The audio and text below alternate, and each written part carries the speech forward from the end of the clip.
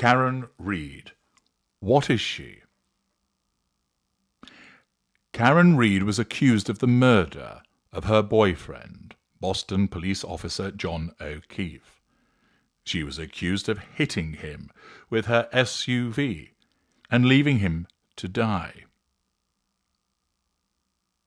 Her first trial, which started in April 2024 at Norfolk Superior Court in Dedham, ended months later in a mistrial due to a starkly divided hung jury.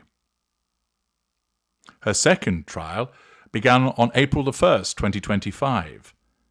Deliberations began on June 13th, 2025, and she was recently found not guilty of the most serious charges in her high-profile Massachusetts murder retrial.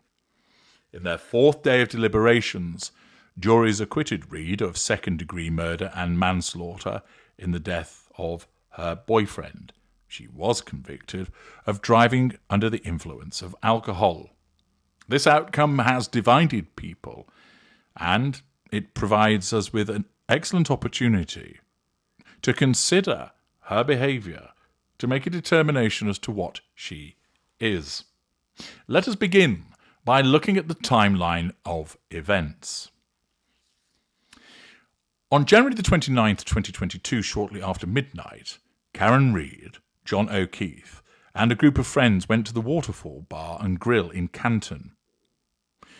According to prosecutors, Reid consumed several alcoholic beverages. Reid then drove O'Keefe to the home of Boston police officer Brian Albert. That is where police said people from the bar were meeting back up. The fact that she drove whilst under the influence of alcohol certainly demonstrates a sense of entitlement and a callousness, a lack of regard for the safety of others. 1 a.m. court documents later revealed that in the weeks before and even the hours leading up to the night out, text messages between Reid and O'Keefe, as well as voicemails, showed a strained relationship. Investigators said that around 1 a.m. on January the 29th, Reid allegedly left O'Keefe a voicemail that said, "You are a fucking loser, fuck yourself. And John, I fucking hate you." That's clearly an insult, which is a rudimentary manipulative behaviour. Viewed in isolation, it might be the response of someone to a provocation, or the diminution of their emotional empathy as a consequence of the fact that somebody has been abusive or unpleasant towards them. Or it could perhaps be the response of a narcissist who has perceived a threat to control and has responded in a provocative manner with insults, showing a sense of entitlement and a haughty disregard towards that individual. Between 4 and 5 a.m., at 4:23 a.m., while heavy snow was falling, O'Keefe's niece called Jennifer McCabe, Brian Albert's sister-in-law and a friend of O'Keefe's. She said Reid was distraught because O'Keefe had not come home and was not answering his cell phone. According to court documents, McCabe said she heard Reid screaming, "John didn't come home, we had a fight." Again, note the argumentativeness. Around 5 a.m., Reid called another woman whose husband was friends with O'Keefe. Prosecutors alleged that Reid said while they searched, "What if he's dead? What if a plough hit him? I don't remember anything from last night. We drank so much. I don't remember anything." At 5:07 a.m., Reid, McCabe and the third woman went to look for O'Keefe. Prosecutors said Reid mentioned to the women that she had a crack in her tail light and wondered if she could have hit O'Keefe.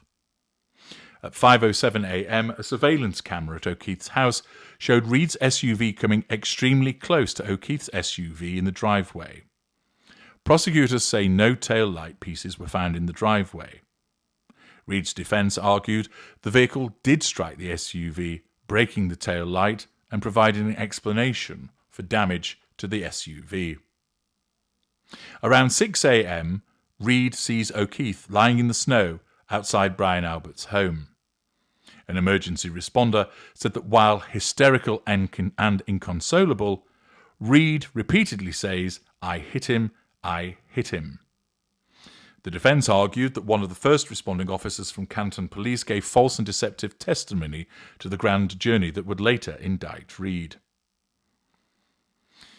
Prosecutors and defence attorneys agree that at some point in the morning O'Keefe was killed.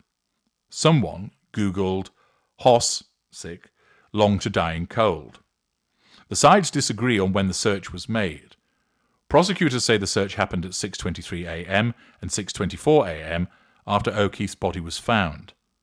The defence say a federal forensic expert determined the search was made at 2:27 a.m. before police were alerted that O'Keefe's body had been found.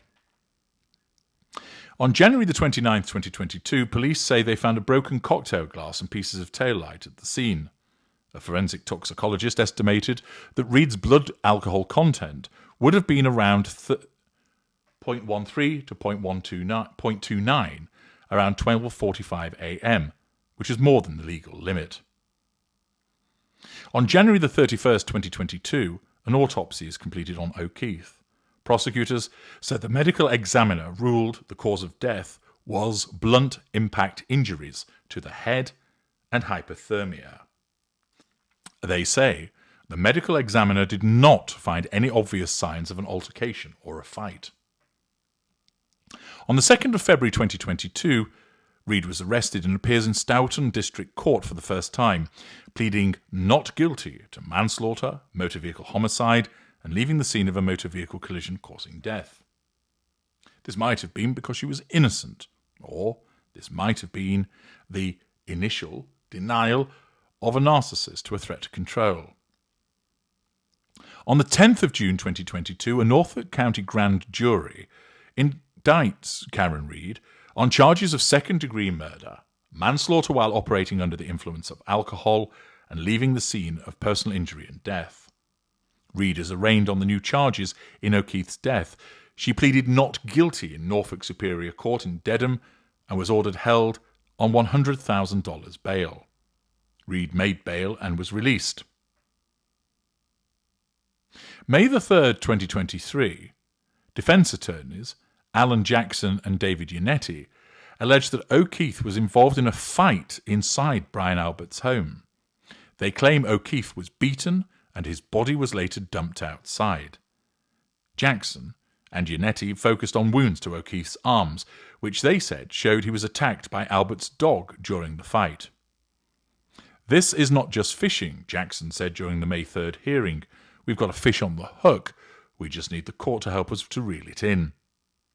Norfolk Assistant District Attorney Adam Lally argued that O'Keefe never went in the home and added, "There's no evidence that Mr. O'Keefe was beaten and left for dead." On May the 24th, 2023, during a pre-trial hearing, Reed's attorneys laid out what they alleged to be a cover-up by law enforcement. Certainly, the Massachusetts State Police is involved. There are people that were in that house that are involved, Jackson said. Brian Albert is involved. Jennifer McCabe is involved. The rest of the folks that were in that house, there's some level of involvement by every one of them. Every single one of them. We're not going to rest until we get to the bottom of exactly who is behind this cover-up. Not only Karen Reed deserves this, John O'Keefe deserves this, and has deserved this from moment one. And that's why we're not going to rest. Following the dramatic hearing, Reed spoke to reporters for the first time. "We know who did it. We know, and we know who spearheaded this cover-up. You all know," Reed said on the courthouse steps. "I tried to save his life. I tried to save his life at 6 a.m. I was covered in his blood. I was the only one trying to save his life." Are those the protestations of an innocent individual that sought to save her boyfriend? Or is this the grandiose blame-shifting of a narcissist maintaining that other people were responsible for the death to avoid accountability on her part? On August the 1st, 2023, Judge Beverly Cannoni denied a prosecution request for a gag order in the case. The Norfolk District Attorney's Office had asked for the gag order, saying witnesses were being harassed.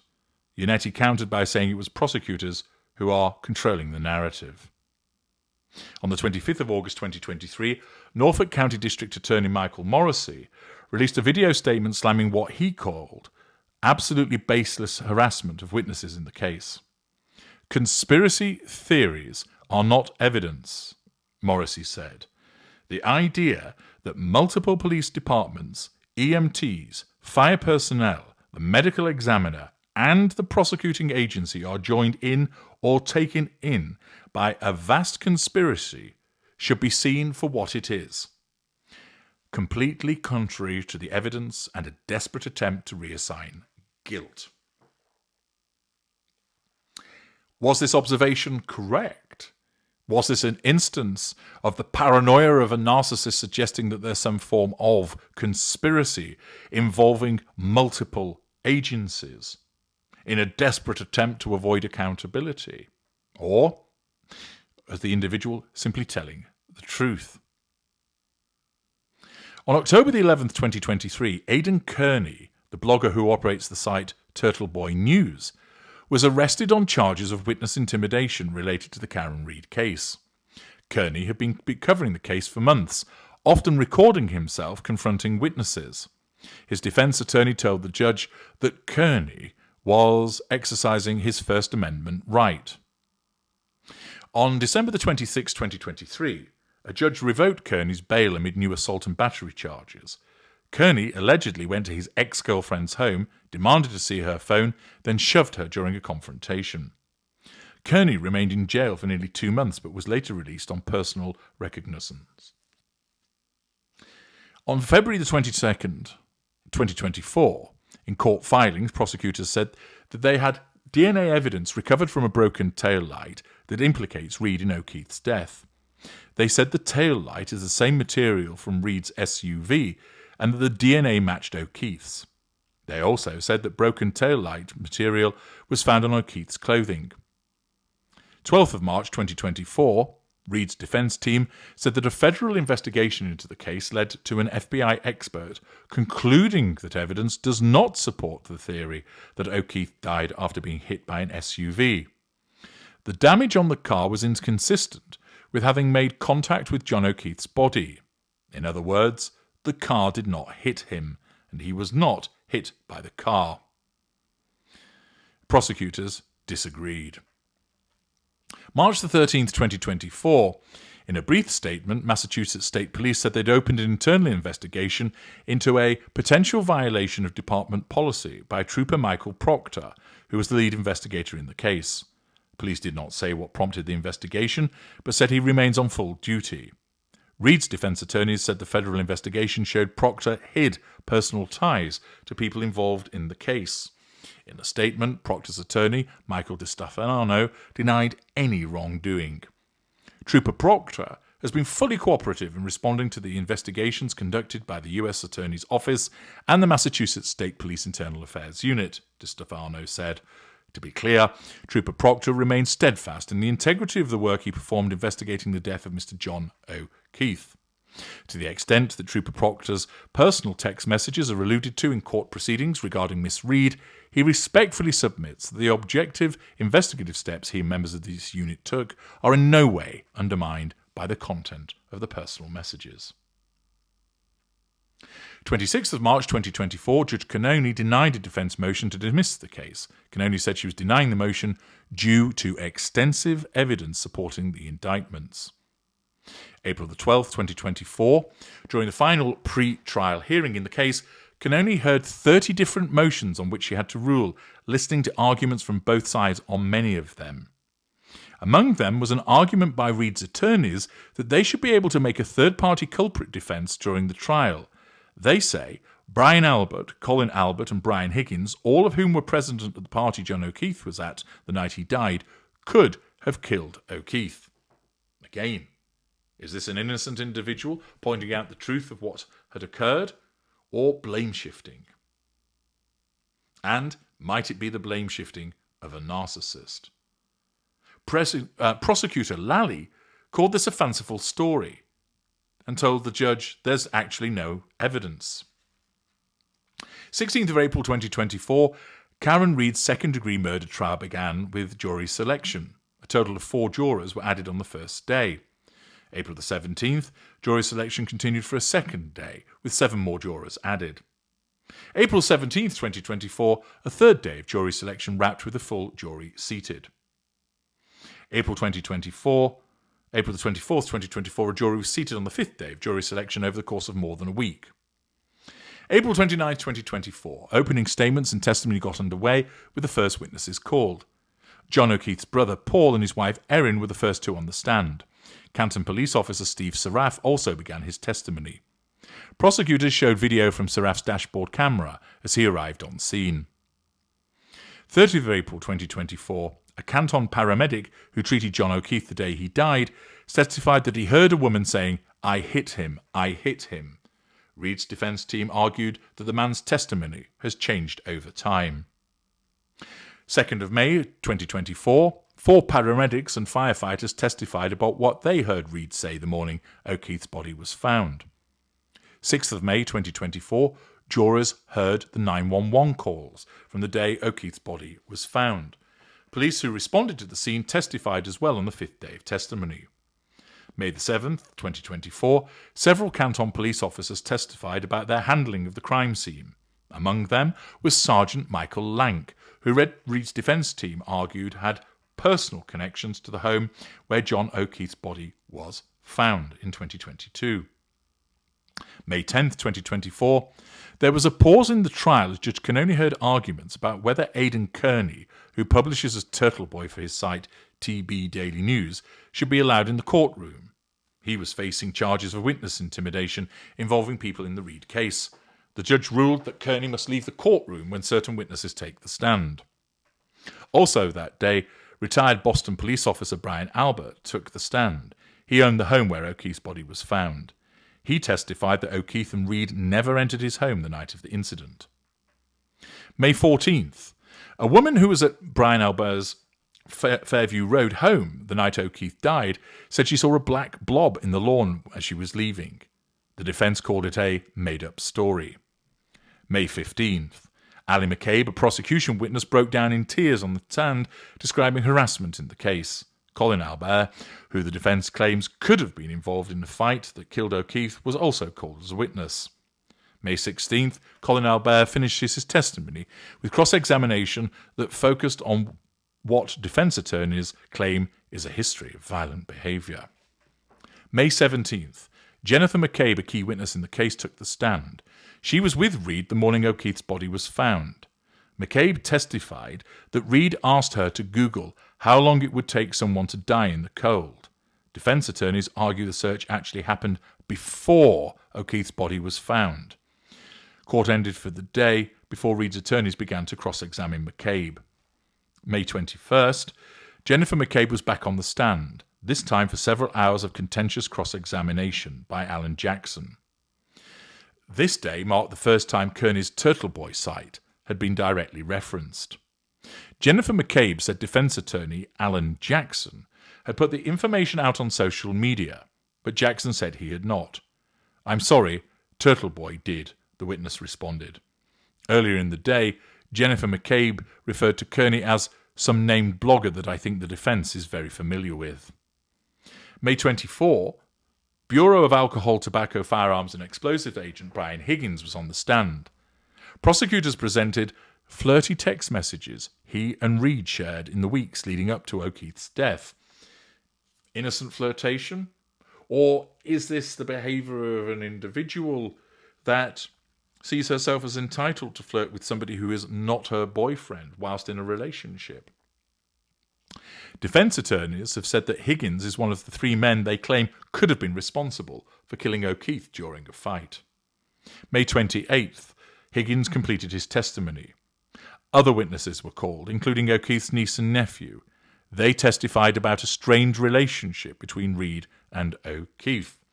Might this be a relationship that was an abusive one, that potentially involved one or possibly 2 narcissists? 3rd of June, testimony focused on broken taillight pieces that were found at the scene of O'Keefe's death. June 5th, several videos were played that prosecutors say showing Reed drinking numerous cocktails in the hours before O'Keefe died. They also focused on what they say was a broken taillight in Reed's SUV. June the 6th, defence attorney Alan Jackson told reporters that Massachusetts State Police Trooper Michael Proctor, who Reed's attorneys have tried to show could have planted evidence to help friends who were witnesses in the case, will take the stand as a witness for the prosecution. There had been uncertainty when and how Proctor would testify, as he was listed on the defence and prosecution's witness lists. Proctor is currently under investigation by Massachusetts State Police for his conduct in the case. The same day as Jackson's comments, Judge Beverly Cannoni told jurors, "I can safely say that you will get this case for your deliberation sometime in the last week in June."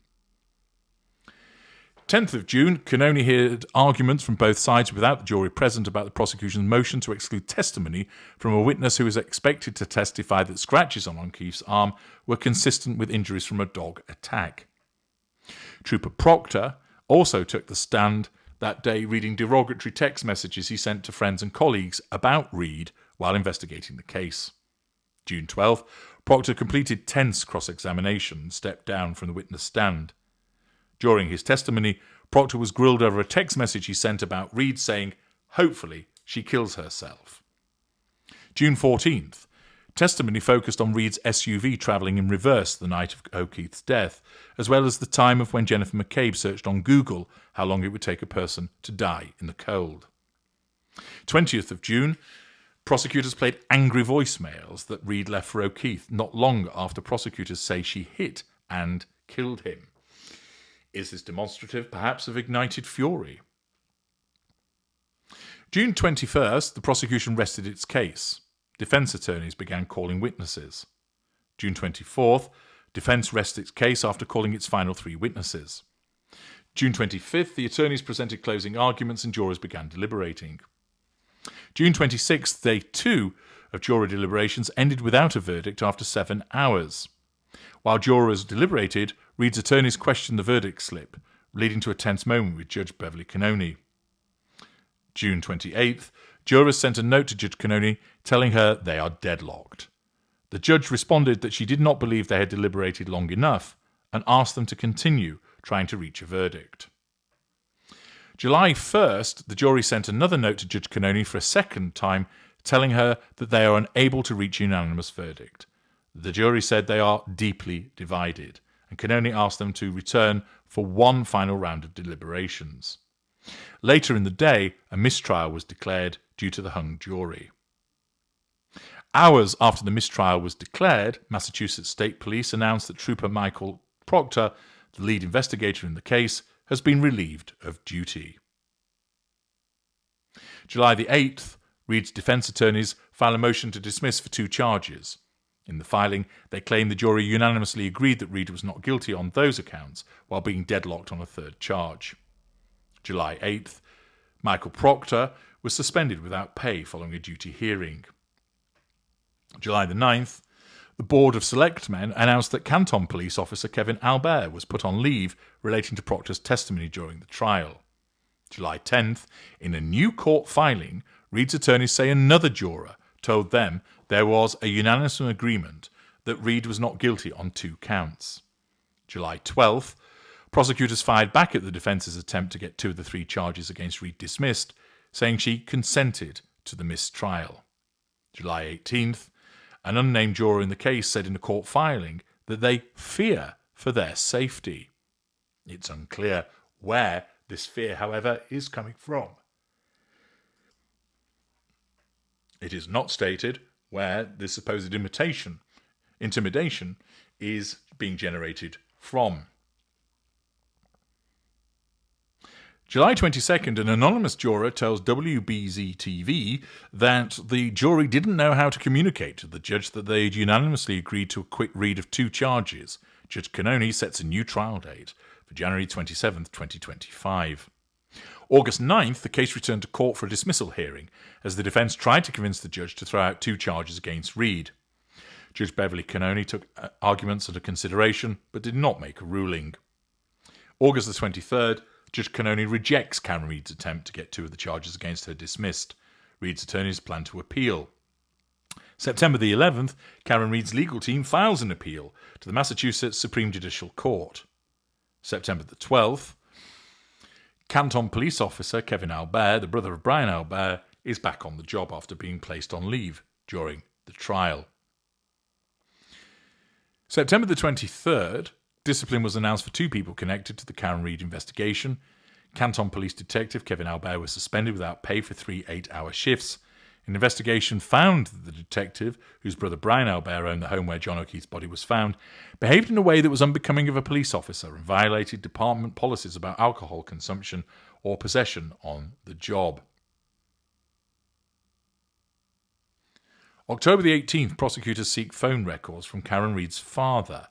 When her second trial begins, prosecutors plan to call William Reid as a witness. 28th of October, lawyers for Karen Reid want a wrongful death lawsuit against her to be delayed until after her second criminal trial, an issue that they argued before Judge William White, Jr. in Plymouth Superior Court in Brockton. October the 29th, Vanity Fair releases the first part of its highly anticipated Karen Reid interview. She told the magazine she owes at least $5 million in legal fees. October the 30th, the second part of Vanity Fair's interview with Karen Reid is released. She responds to criticism from the O'Keefe family, including directly responding to quotes from Paul O'Keefe's interview with WBZ TV. Is it the case with Karen Reid going to Vanity Fair that this is a consequence of an innocent individual requiring vindication by telling her side of the story through the media and explaining how the trial has impacted upon her? Or is this an individual seeking to control the narrative by speaking to a magazine? November the 1st, the judge overseeing the wrongful death lawsuit against Karen Reid rules that she will not have to be deposed in the civil case until after her second criminal trial is over. 4th of November, the prosecution and defence teams file a motion in court calling for Reid's second criminal trial that was due to start on the 27th of January to be postponed until April the 1st. 6th of November, Reid's attempt to get some criminal charges against her thrown out on the grounds of double jeopardy came before the Massachusetts Supreme Judicial Court. Attorneys for both sides made their case during the hearing. November 26th, 2024, during an evidentiary hearing, prosecutors asked the judge to allow them to obtain phone records for Karen Reid's parents. The defence called the request a fishing expedition. 29th of November, Judge Canoni rejects the prosecution's request for the phone records of Karen Reid's parents. 3rd of December, prosecutors asked Judge Canoni to keep expert testimony about an alleged dog attack out of Karen Reid's second trial. 5th of December, Judge Beverly Canoni approved a request from prosecutors to get access to unedited and off-the-record recordings from interviews with Karen Reid and her family. December the 9th, the judge approves the joint motion by the defence and prosecution to delay the start of Karen Reid's second trial. 30th of December, former Canton Police Chief Ken Berkowitz, who alerted Massachusetts State Police to tail-light evidence during the investigation, died. January the 2nd, 2025, prosecutors asked to exclude testimony from defence expert Richard Green surrounding Jen McCabe's How Long to Die in Cold Google search. January the 23rd, Karen Reid's legal team wants the state to pay for travel expenses for one of her defence experts. Reid's attorneys say that the Canton Police Department did not preserve video footage, but that was not disclosed. As a result, they say their expert wasted his time. 29th of January 2025, John O'Keefe's family provided a statement to WBZ TV as they marked 3 years since his death. It has been 3 years since Johnny was senselessly taken from us. The void in our lives grows with each passing day, week, month, and year. His absence is profound, and we will continue to seek justice for him. He is always in our hearts, the O'Keefe family said. 12th of February, among over a dozen new filings in the case, was a request by the defence for unredacted documents from the investigation into the death of Sandra Birchmore. February 18th, Judge Canoni abruptly halted a hearing in the case after the prosecution raised concerns about defence attorneys' conversations with a crash reconstruction expert hired by the federal government. 24th of February, a person briefed on the situation tells WBZ it is expected to be announced at Karen Reid's February the 25th hearing that a federal investigation into the death of John O'Keefe and by association Karen Reid's case has ended and that no charges will be filed. 25th February, at a tense hearing, Karen Reid's attorneys defended their communications with a witness in the first trial. Karen Reid's defence alleges misdirections by the prosecution. 25th of February, following the hearing, supporters greeted Reid with flowers outside the courtroom on her 45th birthday. 28th of February, Karen Reid's defence files a motion to dismiss her entire case for reasons of extraordinary governmental misconduct. 5th of March, the case was the subject of 2 hearings in separate courthouses. Karen Reid appealed a recent decision by the Massachusetts Supreme Judicial Court at Federal Court in South Boston. Reid and her attorneys then headed to Norfolk Superior Court in Dedham, where a defence argued its recently filed motion to dismiss. March 13th, a federal judge denied Reid's request to drop 2 charges against her, saying Judge Cannoni was not wrong in declaring a mistrial. Now, in respect of all of these repeated court applications, is this as a consequence of an innocent individual who is facing a conspiracy against her, or is it potentially the paranoia of a narcissist who, unable to accept that she has done wrong, believes that there is some kind of conspiracy against her?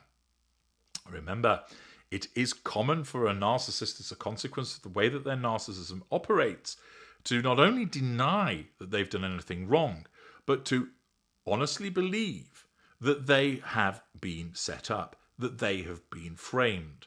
By virtue of delusion and compartmentalization, the narcissism rewrites history, telling them that they are innocent and that the problem doesn't lie with them, but with a concerted campaign in respect of proving that they are at fault when they're not.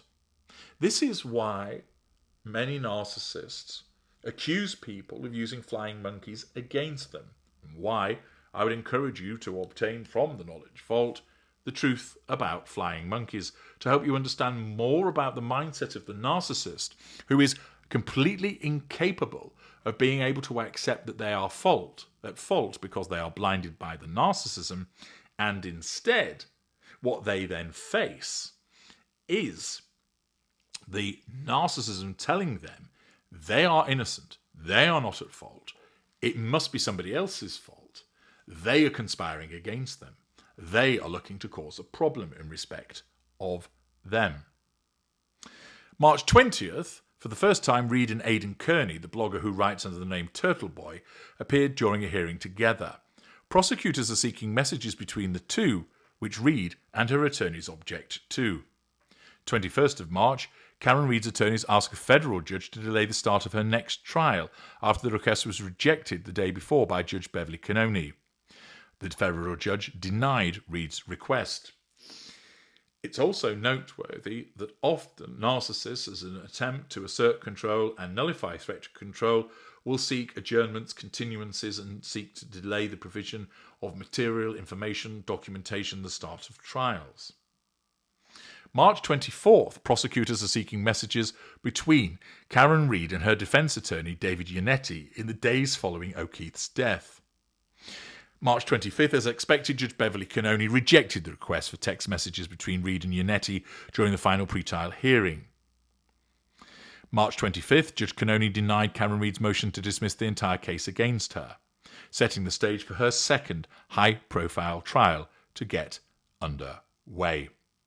27th of March, Karen Reid's motion to stay state court proceedings pending appeal is denied by First Circuit Court of Appeals.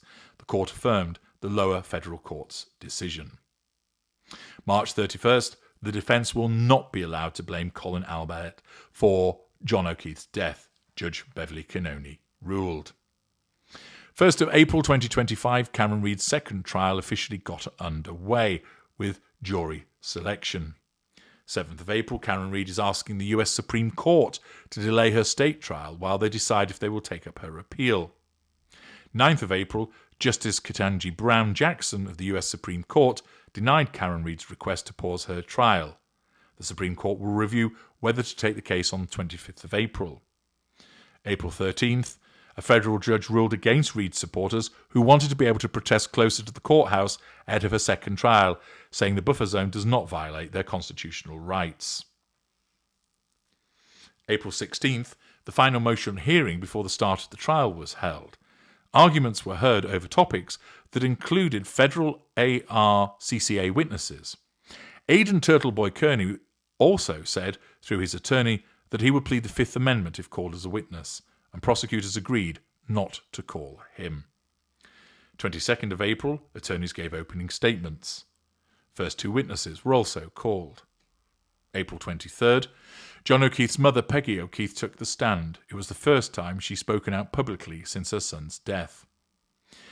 April 24th, text messages between Karen Read and John O'Keefe in the hours leading up to his death were read on the third day of trial. The content of the text message makes interesting reading. The first messages read were from January the 28th, 2022, hours before prosecutors alleged that Read hit O'Keefe with her SUV. "Tell me if you're interested in someone else. Can't think of any other reason you've been like this," Read writes. "Nope," O'Keefe replies, adding another message. "Things haven't been great between us for a while. Ever considered that? Sick of always arguing and fighting. It's been weekly for several months now. So yeah, I'm not as quick to jump back into being lovey-dovey as you apparently," O'Keefe writes. Read calls O'Keefe several times as the text conversation is going on, but he rejects the calls. "OMG, stop calling," O'Keefe wrote, later rejecting another call and saying, "I'm not answering. Stop calling." Is this simply the behaviour of someone that's having an argument, quite possibly exacerbated by the consumption of alcohol? Or is it the behaviour of someone who needs control, who is paranoid that her partner is cheating, or is correct that he's cheating, and either way, through paranoia or actual genuine belief, has a threat to their need for control, resulting in repeated hoovering of her boyfriend by sending text messages and calling again and again and again? Or is it simple agitation exacerbated by drink? Eventually, they speak on the phone for just under 5 minutes. The text messages continue, and Read continuously tries to get O'Keefe to meet her for drinks.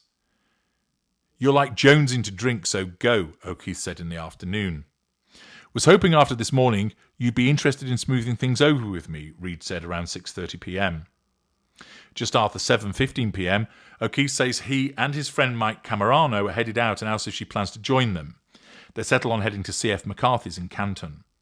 "We're taking Mike's car, so I'm relying on you for a ride home if he leaves," O'Keefe wrote. "I'll head up there in a few min. Let me know if you leave," Read writes at 8:35 p.m. Guarino, who is a state police trooper, stepped down from the stand after reading the text messages. On the 28th of April, the United States Supreme Court announced that it will not hear Karen Read's appeal on grounds of double jeopardy.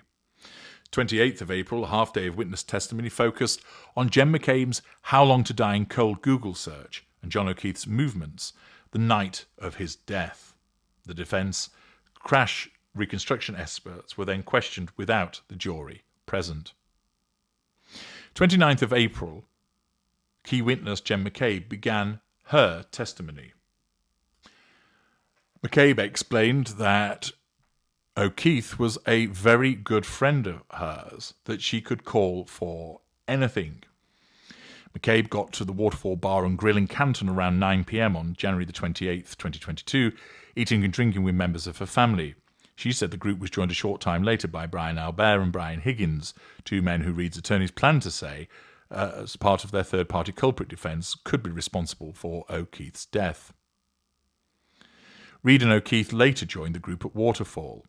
McCabe said it was just a typical average night. Just after midnight on January the 29th, McCabe said she left the Waterfall with her husband Matt. She said she spoke to Read and O'Keefe. According to McCabe, Read and O'Keefe planned to join her at Brian and Nicole Albert's home on Fairview Road, along with Higgins and Caitlin Albert. McCabe said that she and her husband arrived at 34 Fairview Road and several people were already there, including her niece, nephew and Julie Nagel. The group was celebrating McCabe's nephew, Brian Albert Jr.'s birthday. When she arrived, McCabe testified that she sat down with them. They were listening to music, laughing and telling stories. She said someone in the group played the music video for It's Raining Men, which has significance as an ongoing family joke. McCabe said that she looked outside several times, expecting O'Keefe and Read to arrive. She said she saw a dark-coloured SUV out front. Reeve drove a black Lexus SUV. I believe it was Karen's, McCabe said. She added that she only took quick glances, but McCabe said she saw the SUV first straight in front of the front door, then in front of the flagpole, and a third time further up from the flagpole. McCabe texted O'Keefe, "Here?" and "Pull behind me," but he never answered. I was expecting John and Karen to come into the house, McCabe said. Brennan asked if Reed and O'Keefe ever came inside. McCabe said no. McCabe said she left the house around 1:45 a.m. with her husband driving. Nagel and Sarah Levinson, who were also at the party, were also in the car. McCabe said she was in the front passenger seat as they passed the flagpole, but she was looking back and talking to Nagel and Levinson, who were in the back seat. Just before 5 a.m., McCabe said O'Keefe's niece called her and she could hear Reed screaming in the background. McCabe said that during another telephone call, she told Reed she had seen her and O'Keefe outside Brian Albert's home. She told me she didn't remember being there. Then she started saying, "Could I have hit him? Did I hit him?" McCabe said, adding that Reed then told her she had cracked her tail light.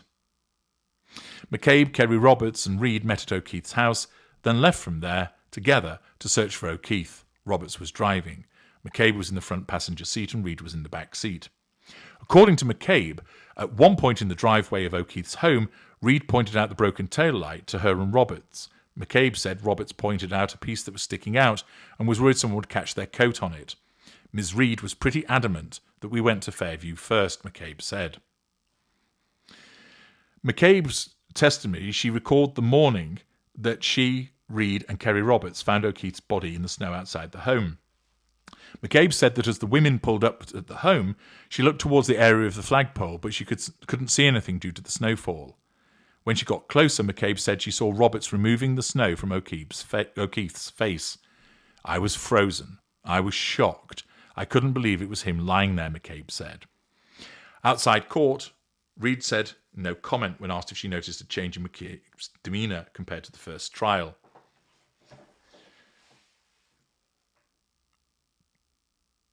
It was then the case that Whiffin, who worked for Celebrite, a company that did forensic phone extractions, Whiffin testified about the timing of key witness McCabe's Google search about how long it would take someone to die in the cold, saying it happened after 6 a.m. on January 29, 2022. Defence attorneys have said McCabe made the search at 2:27 a.m., hours before O'Keefe's body was found. According to Whiffin, the search registered at 2:27 a.m. because McCabe opened an internet browser tab, then hours later used the same tab for the search, she said, was made at Reed's request.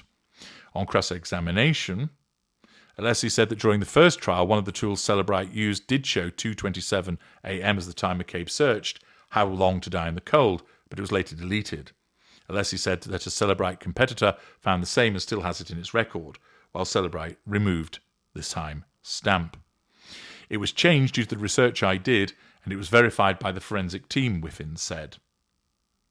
He was asked by Brennan on redirect, "Did you go into your company's software and change it to accommodate law enforcement?" Whiffin said no, and Brennan asked him why he wouldn't do that. Aside from being unethical to change the data in that way, this is an artifact that is easily validated by any examiner. If I was to tamper it for the purpose of changing the outcome of a case, it would be detected by all our customers immediately and would destroy the reputation of Celebrite, which I have no intention of doing, Whiffin said in his testimony. McCabe was subjected to tense cross-examination, and then 5th of May, Canton firefighter, paramedic, Katie McLaughlin, testified that she heard Reed repeatedly say, "I hit him," after O'Keefe's body was found. Retired Canton Police Lieutenant Paul Gallagher testifies about responding to the scene using a leaf blower to move snow. May the 6th, several witnesses took the stand on the 10th day of testimony, and jurors heard several angry voicemails that Karen Reed left for John O'Keefe in the early morning hours of January the 29th. Massachusetts State Police Trooper Nicholas Guarino was called to the stand, and he presented evidence extracted from cell phones belonging to O'Keefe and Reed. The voicemail said, "John, I fucking hate you," in a voicemail at 12:37 a.m. According to Guarino, Reed's cell phone connected to the internet at O'Keefe's home at 12:36 a.m. on January the 29th. John, I'm here with your fucking kids and nobody knows where the fuck you are, you fucking pervert, Reed says, referring to his niece and nephew. You're fucking another girl, you're a fucking loser, fuck yourself, Reed shouts in another voicemail. In total, Reed called O'Keefe 52 times in the overnight hours records show. She left him 8 voicemails. The 8th voicemail came at 6:03 a.m. as Reed, Jennifer McCabe and Kerry Roberts found O'Keefe in the snow outside 34 Fairfield Road in Canton. The line remains open and commotion can be heard in the background.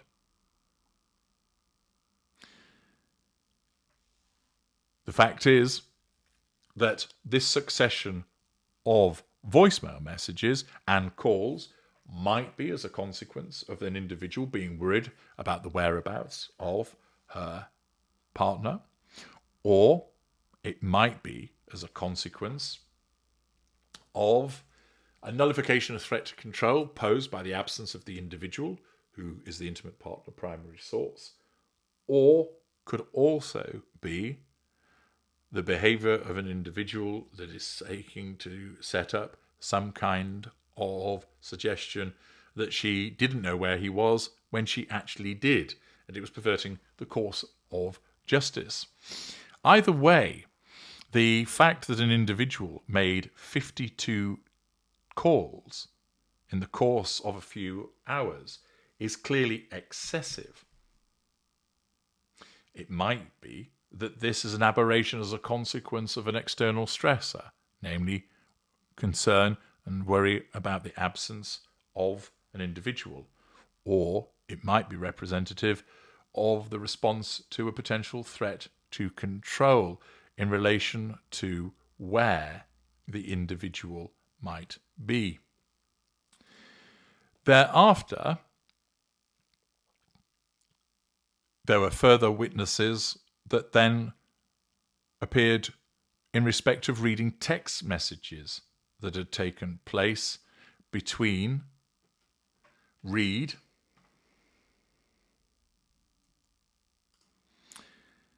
The text messages were between Reed and Brian Higgins. Brian Higgins is a Bureau of Alcohol, Tobacco, Firearms and Explosives agent. The defence has argued that he could be the one who's responsible for O'Keefe's death. In the first trial, Higgins read aloud flirty text messages that he had exchanged with Karen Reed. In one text message from January of 2022, Reed tells Higgins, "You're hot."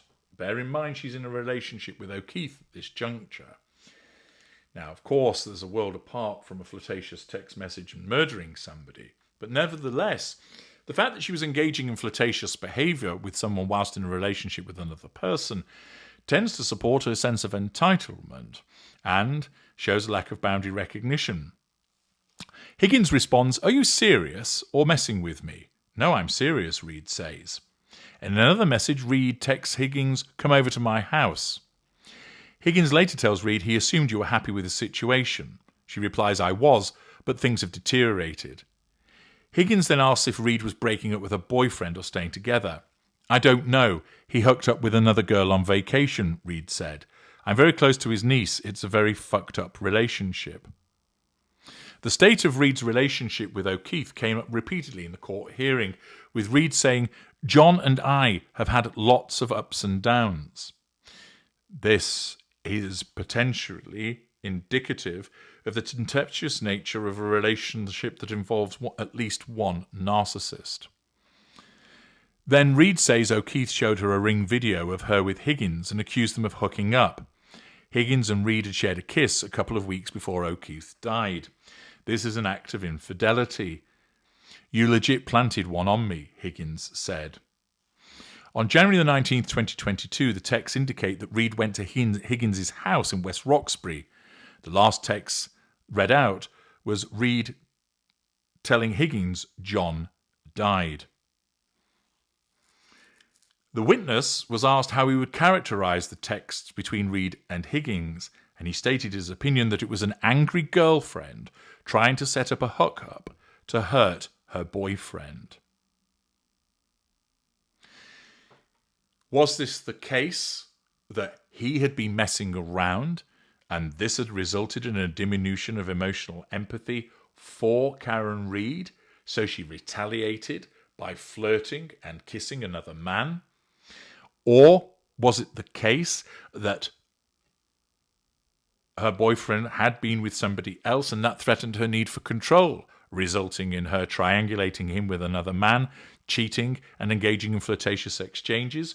Or might it have even been the case that there was no such interaction between her boyfriend and another woman, and this was the paranoid justification of her narcissism to cause her to engage in the flirtation and hookup with another individual? During mid-May, various forensic scientists and medical examiners provided testimony along with accident reconstruction experts, digital forensic experts who specialize in car data and crash reconstruction were also called and cross-examined. On 3rd of June, during a second day of questioning of dog bite expert Dr. Marie Russell, the defence called for a mistrial with prejudice, but this was denied. A Dighton police officer also testified about he remembered seeing damage to Reid's tail light compared to how it is pictured hours later in the Canton Police Department garage. June the 4th, snowplough driver Brian Lorahan testified about not seeing a body on Fairview Road in Canton on the night O'Keefe died. Loughran was cross-examined about how Aidan Turtleboy Kearney's coverage could have influenced his testimony. A crash reconstructionist for engineering consulting firm appeared on the 6th of June.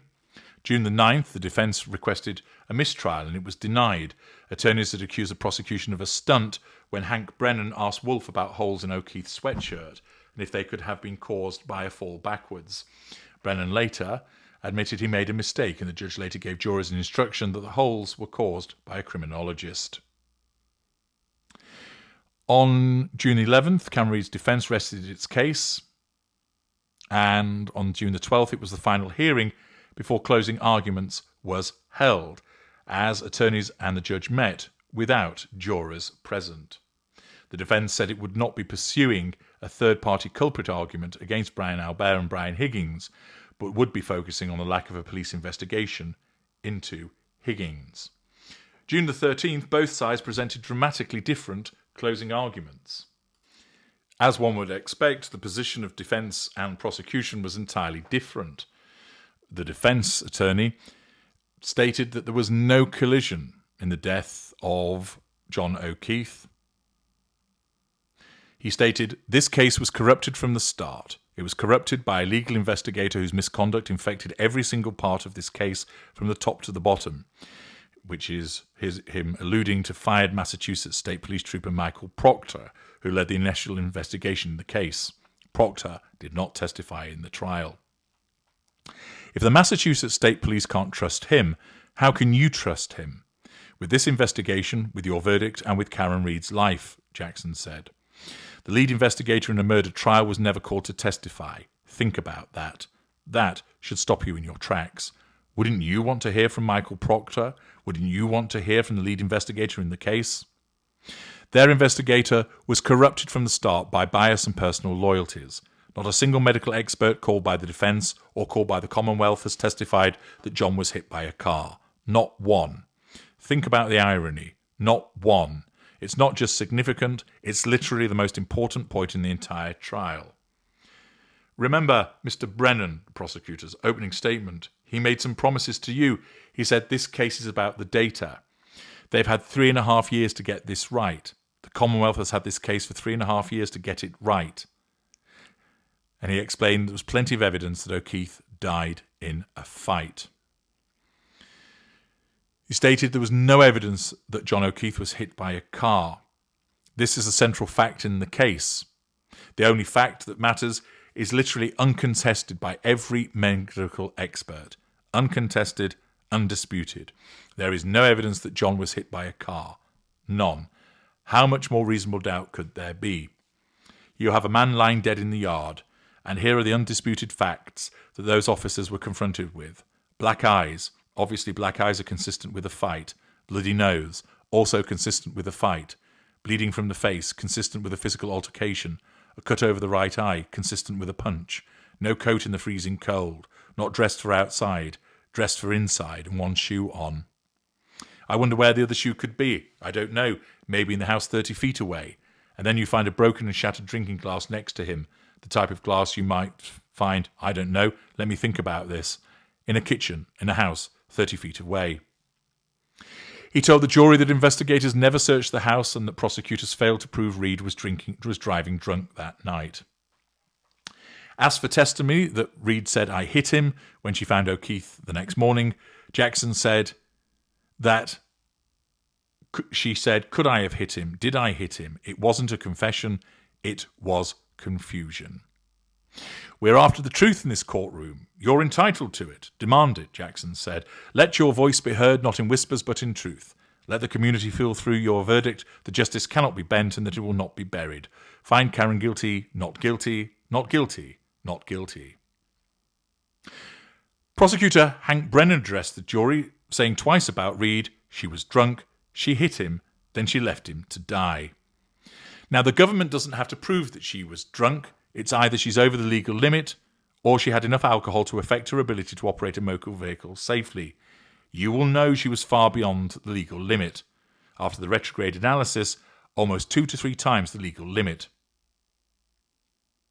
He played a clip from one of her TV interviews where she said, "I shouldn't have been driving." Brennan emphasised that O'Keefe and Reed's relationship was not healthy and was nearing its end. Text messages from before the party were read. O'Keefe texted Reed that he was sick of always arguing and fighting. "The relationship is almost over. The tensions are simmering beneath the surface. They are not getting along. She believes Mr. O'Keefe is already halfway out of the relationship. He's not into it anymore. You saw them. This relationship was unstable and at its end. So fast forward this night, after the discord, after the arguing, they go out. And what do? They drink, and they drink a lot." He then focused on the moments when O'Keefe got out of Reed's SUV that night after a tense ride from the Waterfall bar. "It's the first time he's moved since they've got to the flagpole, and it'll be the last time he moves in his life. He's separate from her. He's safe." And then she makes a decision. This is what this case is about. Then she makes a decision. She could have driven him home. She could have broken up with him. They could have talked about it the next day. But like knocking on the door, like John O'Keefe's niece said, getting in the last word, she doesn't drive away. She takes that £6,000 Lexus and she makes a decision. And that decision is that she steps on the gas after banging it into reverse. It sounds ominous, a second-degree murder charge. It's a serious charge, second-degree murder. When most people think murder, they think shooting or stabbing somebody. It's natural to think that. Second-degree murder is different. It's not first-degree murder. I told you at the beginning of this case, I told you that we were not going to suggest or try to prove that Ms. Reed intended to kill John O'Keefe. That was never part of this case. We're not claiming that. I told you we're not even going to prove that she even intended to hit him. We never suggested we would try to prove that. We are not trying to prove that she intended to hit him. We're not. What we're obligated to prove, and what we have proven from the evidence in this case of second-degree murder, is that she intended an act, and that is putting the car in reverse and heading back towards John O'Keefe. She intended that act. When Miss Reed hits John O'Keefe, collides with John O'Keefe, we don't know if he went in the air afoot. We don't know how much of a clip it was. We don't know if he stumbled back, but we know there's a collision. There's no doubt there's a collision because her tail light is all over the yard. There was an eyewitness, there was a guide, and that eyewitness tells us what she knew, and that eyewitness is Karen Reed herself. She tells you that she knew. "Could I have hit him? Did I hit him?" Reed said in the video. "I didn't think I hit him, but could I have clipped him?" He's not at a party. He's not wrestling Brian Higgins. He's not in a fight. If he's in a fight, his cell phone would be moving. There would be healthcare data. There'd be steps. If he got into the house in 20 seconds and his cell phone is found under his body the next day, then how did he get back outside? There would be more steps because his phone is working. The data is the data. There's nothing wrong with it. It's registering everything. Brennan said his phone never moves again. He explained that it wasn't necessary to call Trooper Proctor. We didn't need him. We didn't need him to prove this case beyond a reasonable doubt. He explained that O'Keefe is not an it. John O'Keefe is not a body. He's not a buffalo on a prairie. John O'Keefe was a person, and he was murdered by Karen Reid. Those were the closing arguments of prosecution and defence. On June the 16th, jurors had their first day of deliberation but didn't reach a verdict. June the 17th, on the second full day, the Karen Reid jury came back with 4 questions for the judge. One of them sought clarity on what happens if they agree to not guilty on 2 charges but hung on the 3rd charge. Jurors later were dismissed for the 3rd day without a verdict. June 18th, in their 4th day of deliberations, jurors acquitted Reid of second-degree murder manslaughter while operating under the influence and leaving the scene of an accident resulting in death. She was convicted of driving under the influence of alcohol. Judge can only sentence Reid to 1 year probation. June the 18th, several key prosecution witnesses who were friends with the O'Keefe family issued a statement calling the verdict a devastating miscarriage of justice.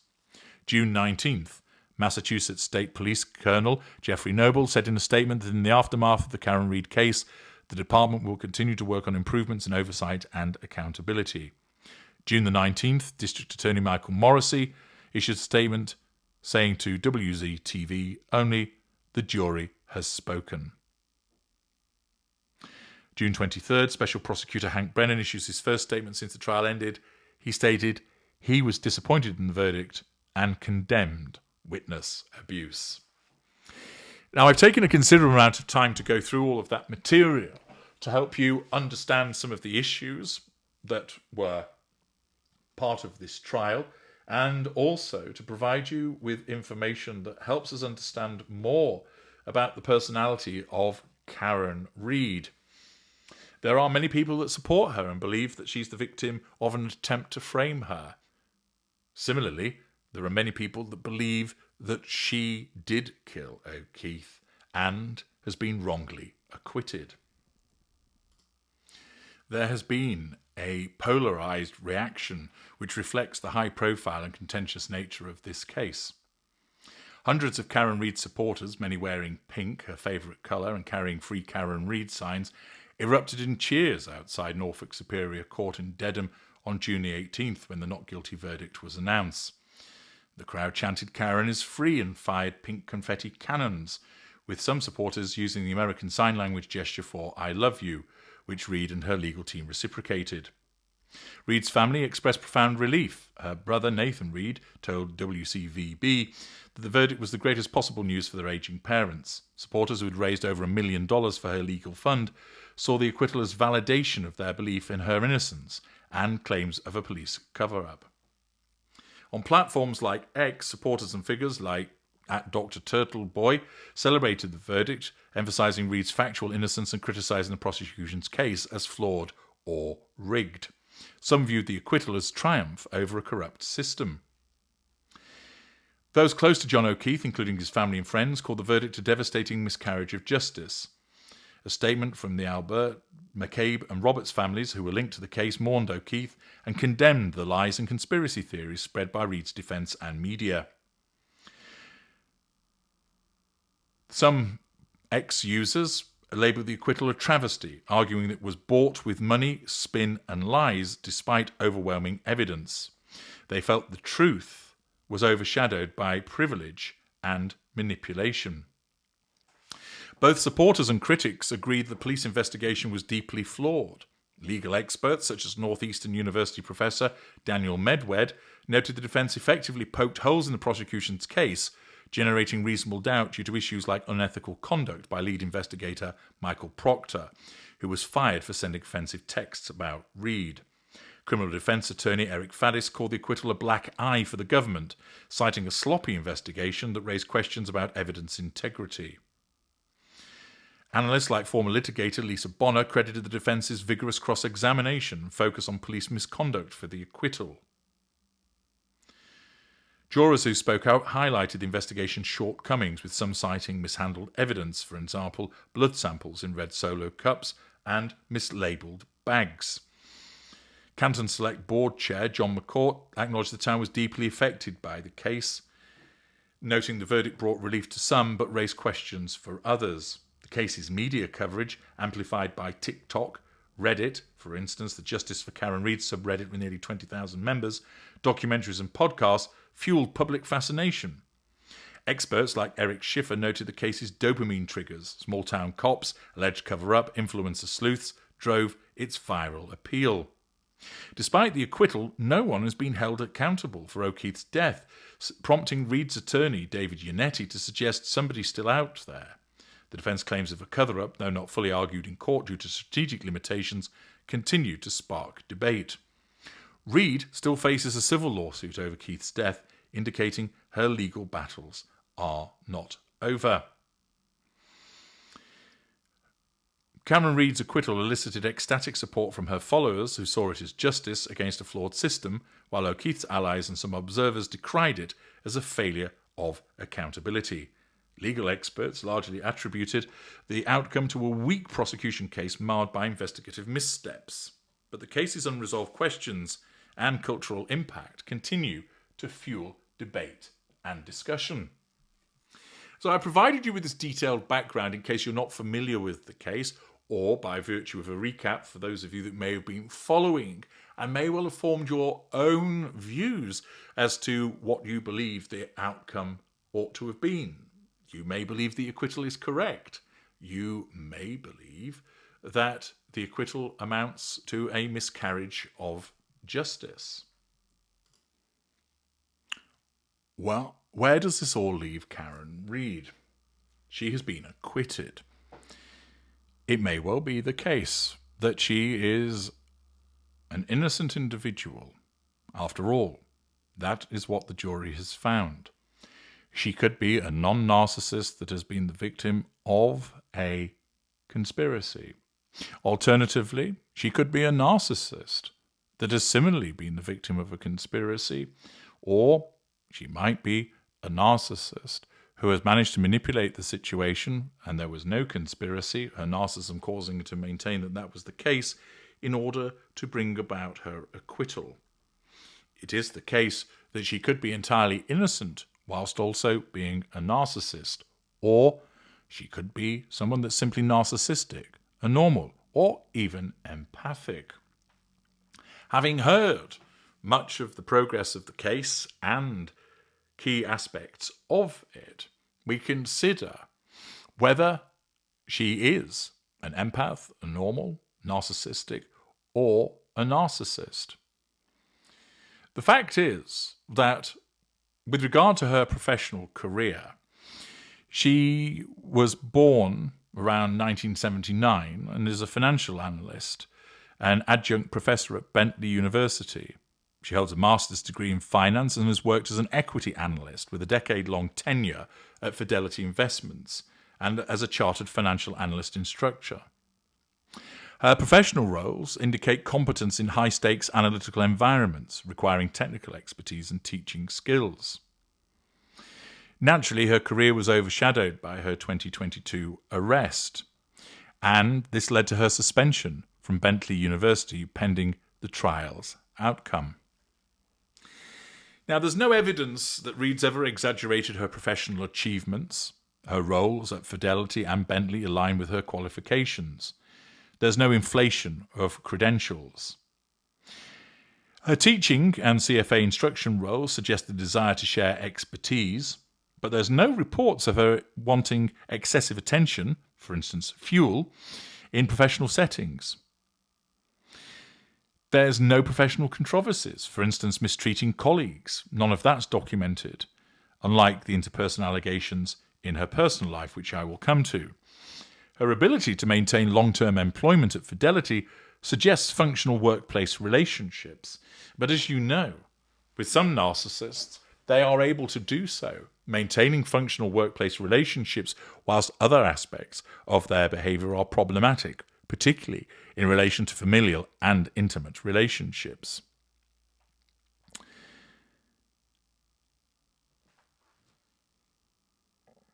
With regard to intimate relationships, Reid dated Boston police officer John O'Keefe for about 2 years, and they lived together. Their relationship was turbulent. It was marked by arguments and conflict, as per the trial evidence that you've heard. Such a turbulent environment points to the likelihood, although not definitively, of the presence of at least one narcissist. Might it be the case that O'Keefe was the narcissist and was abusing her and she was a victim that responded? It's possible. Or it might be that she was the abuser. Note that her voicemails were rage-filled, which point to the presence of potentially ignited fury. She accused O'Keefe of infidelity, although we had no evidence as to whether that was actually the case, and therefore that could be a false accusation born out of paranoia. She showed volatility in the relationship. It was alleged that she struck O'Keefe with her SUV and left him to die. Certainly, if that was the case, that would demonstrate a desire to assert control as a consequence of physical injury and a callousness and lack of empathy, leaving him to die in the cold. However, because that evidence was not accepted by a jury, we can't include that in the analysis, and we must reject it. Nevertheless, she was rumoured also to have an intimate relationship with her married attorney, Alan Jackson, which, if correct, would mean that she was interfering in somebody else's relationship with no due emotional empathy for the affected spouse of Alan Jackson. There had been speculation about failed friendships and relationships, but no specific ex-partners or patterns are documented in that. Although she was able to sustain a 2-year relationship with O'Keefe, the fact is that was a turbulent and volatile relationship, and the ability to maintain a relationship for that period of time would not suggest any form of relational stability. There's no evidence to suggest that Reed viewed herself as superior in the relationships, though her trial narrative of being framed could reflect a degree of self-justification.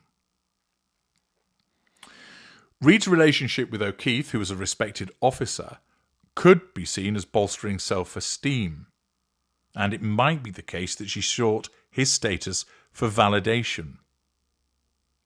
Furthermore, the alleged attorney affair may well also be attention-seeking. Her voicemails and the content of them demonstrates a diminution at the least and possible lack of emotional empathy. This is devaluing behaviour, and the rage that she exhibited could well be demonstrative of ignited fury. She maintains innocence and demonstrates distress, but of course a maintenance of innocence may well just be done for the nullification of a threat to control, and furthermore, the appearance of distress could simply be a pity play that's utilised. It isn't always the case that a narcissist will present with an entirely confident demeanour. As you know, those mid-range narcissists will regularly portray themselves as the victim, will turn on the waterworks and portray themselves as being distressed. There does appear to be potentially manipulative narratives whereby she has blamed others for the death of O'Keefe, whilst, of course, they were not on trial. There hasn't been any cohesive evidence presented to demonstrate that that was what would actually occurred. It's also suggested that she orchestrated a mob via the blogger Turtle Boy, and in such circumstances, that does appear to be manipulative behaviour. Her voicemails exhibit heated, ignited fury at perceived slights, for instance, O'Keefe's infidelity, and this is demonstrative of the hypersensitivity of the narcissist. She reacts aggressively to rejection, which is potentially relevant to her alleged violence towards O'Keefe thereafter. Her intimate relationships as a whole are not documented other than the one with O'Keefe, which was clearly repeatedly turbulent and certainly gives the impression of the tempestuous nature that takes place between narcissist and victim. Furthermore, There is the allegation that she was involved in an affair with her attorney, which again is demonstrative of the potential need to assert control, to draw fuel, a lack of regard for boundary recognition, and an absence of emotional empathy for those affected by that. With regard to her familial relationships, little's known about her family dynamics, but her parents did support her during the trial. They attended court and managed her bail. There's no reports of estrangement or abuse. There's no evidence that she's mistreated family members. The familial support could suggest functional ties, or, of course, the presentation of a facade with regard to family, whereby the poor behaviour of Reed would be directed towards intimate partners, whereas she maintains a facade in respect of family and friends because she deals with them far less often, meaning they are far less likely to threaten the need for control and furthermore serve a purpose with regard to facade management, meaning that the narcissist is far less likely to then lash out as against these members of the coterie. Her behaviour in the intimate relationship shows lack of empathy. It also shows manipulative behaviour. Her sensitivity to criticism aligns with narcissistic hypersensitivity. The fact that she was intoxicated and drove whilst intoxicated shows a sense of entitlement and also a lack of accountability. Reed also had a history of drinking, including driving under the influence, and therefore these repetitive legal issues and disregard for norms are commensurate with a sense of entitlement and a rejection of accountability.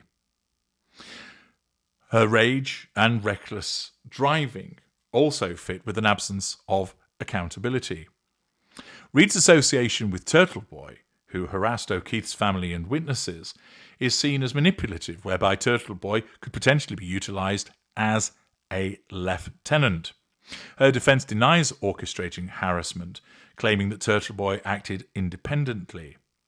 Nevertheless, there does appear to be evidence that supports that this was some form of manipulation, and again, causing this individual to embark on a campaign on her behalf with potential witness harassment and intimidation shows a sense of entitlement, the need to assert control, to nullify threats to control, and, furthermore, an absence of emotional empathy. Her supporters, rallied by Turtle Boy, viewed her as a victim of a police conspiracy, and they protested at the courthouse. This support could reflect a need for admiration, and that there's personal adulation, or might it simply be issue-driven support?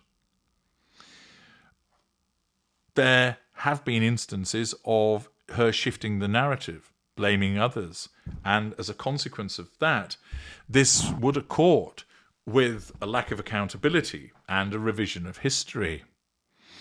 That the inconsistency of her stories and blaming innocents fits with the revision of history and blame shifting, commensurate with the necessity of control. That these align with a lack of emotional empathy by blaming others, manipulativeness with the need for narrative control, and again the sensitivity to criticism.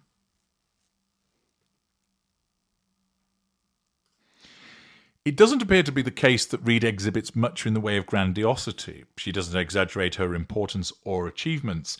Her professional competence and trial narrative focus on victimhood rather than superiority. But as you know, certain narcissists don't necessarily go down the superior route, but rather rely upon victimhood.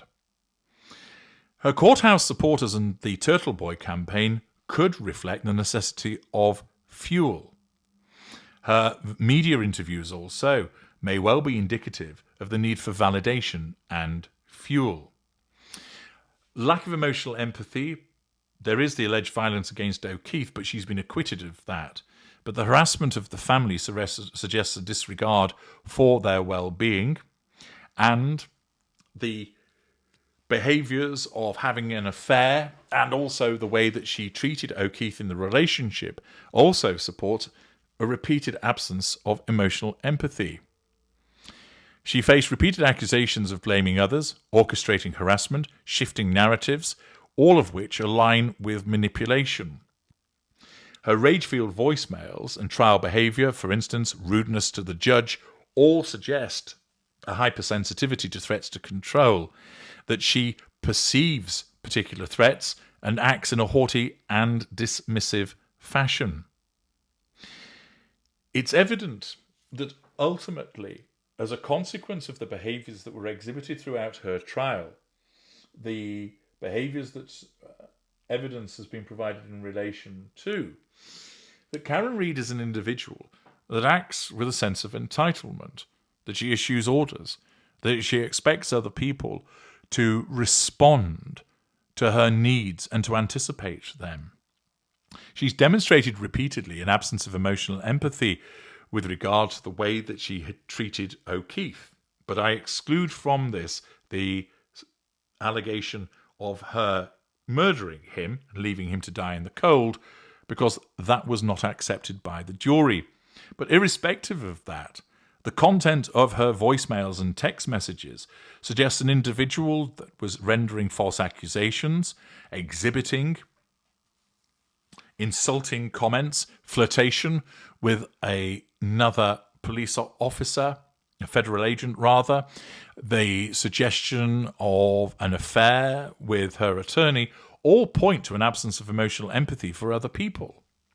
She demonstrated repeated lack of accountability, with the blame shifting, the suggestion of a conspiracy, the failure with regard to showing accountability for her driving whilst under the influence. She demonstrates haughtiness and dismissiveness. She was shown to be rude during the trial, for instance, with regard that she behaved towards the judge. She shows herself to be arrogant and high-handed. There appears to be a requirement for fuel with regard to the admiration of her supporters.